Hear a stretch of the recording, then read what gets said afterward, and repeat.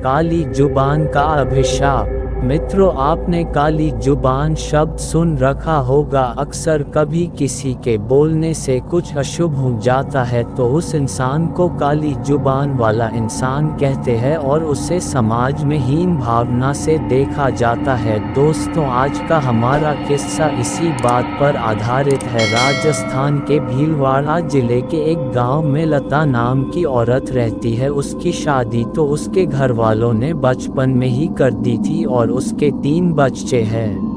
उसको उसके ससुराल वाले तो बहुत प्यार से रखते थे, लेकिन गांव वाले उस पर किसी प्रेत आत्मा का साया बताते थे। गांव वाले उससे अक्सर दूर ही रहते क्योंकि वो जो भी बोलती वो सच हो जाता था। लता के मायके में उसके पड़ोसी बताते हैं कि बचपन में लता को एक कुत्ते ने काट लिया तो लता ने अचानक मुंह से कुत्ते के लिए बद्दुआ निकली कि इस कुत्ते को मौत क्यों नहीं आ जाती। अगले दिन हुआ भी कुछ ऐसा और वो कुत्ता गली के बाहर मरा हुआ पड़ा था। तब से गांव वालों में दहशत फैल गई। दूसरी घटना तो इतनी भयानक थी कि लोग लता को डायन कहने लग गए। ऐसे ही एक बार बचपन में लता का एक दिन तवे से हाथ जल गया। हाथ जलने से वो जोर से चीखने चिल्लाने और रोने लगी। उस दिन घर वाले सब खेत गए थे।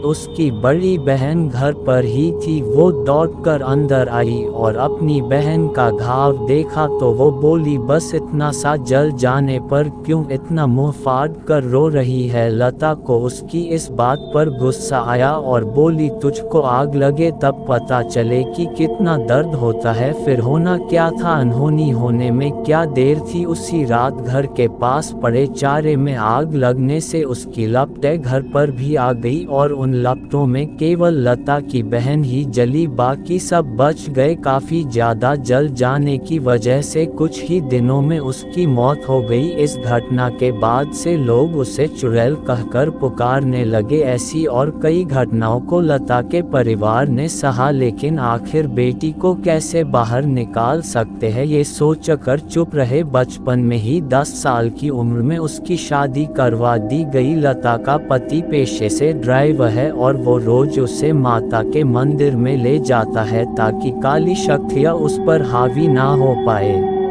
लता अपनी काली जुबान के अभिशाप से अभी भी जूझ रही है और अक्सर चुप ही रहती है। पता नहीं कभी कौन सी बात मुंह से निकल जाए और उसके पति और ससुराल वालों को कोई नुकसान पहुंचे।